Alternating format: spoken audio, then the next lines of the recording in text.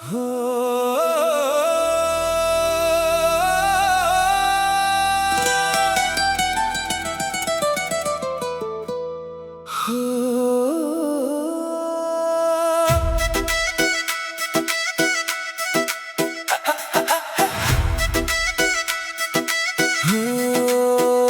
तोहर नजरिया करन मारेला हो, दिलवा के चैनवा उड़ा देला हो।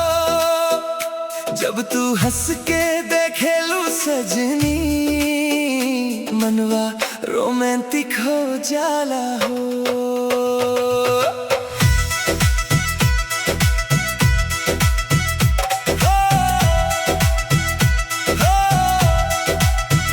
पहला दफा जब देखनी तोहरा के, दिलवा धड़क उठल धीरे धीरे।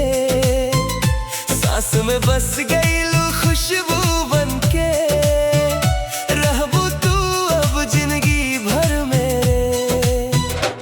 तोहरे बात में मिठास बाए जान, जैसे सावन के बरसात बा। तोहरे बिना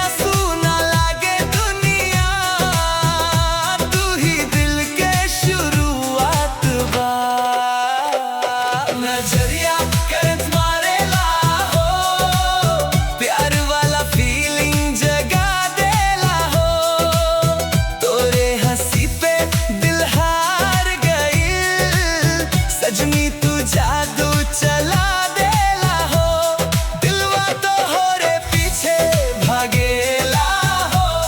रात भर सपना सजावेला हो, जब तू बाहों में आवेलू,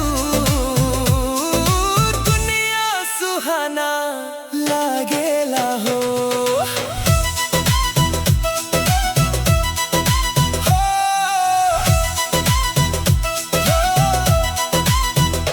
फोनवा पे घंटों बात हो खेला, फिर मन ना भर पावेला। ऑनलाइन आविस तो दिल खुश होके, ऑफलाइन जेबू तो मन रोवेला। लालच नरिया हवा में उड़े, चेहरा चांद जैसन चमके।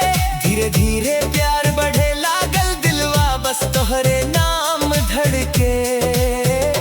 रात के चांद भी फीका लागे, तोहरे आगे सजनी। हाथ पकड़ के निभैब रहब बनके हम सफर सदा ही।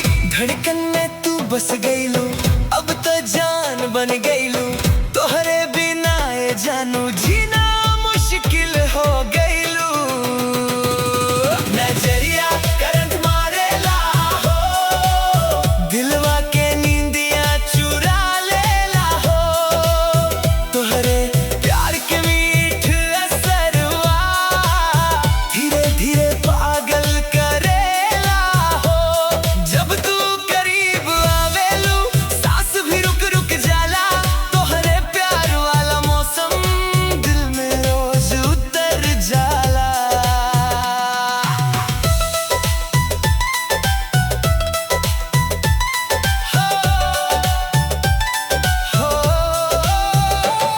कॉफी शॉप चाहे गाँव के मेला, हर जगह तू याद आवेलू। भीड़ में भी तो हार चेहरा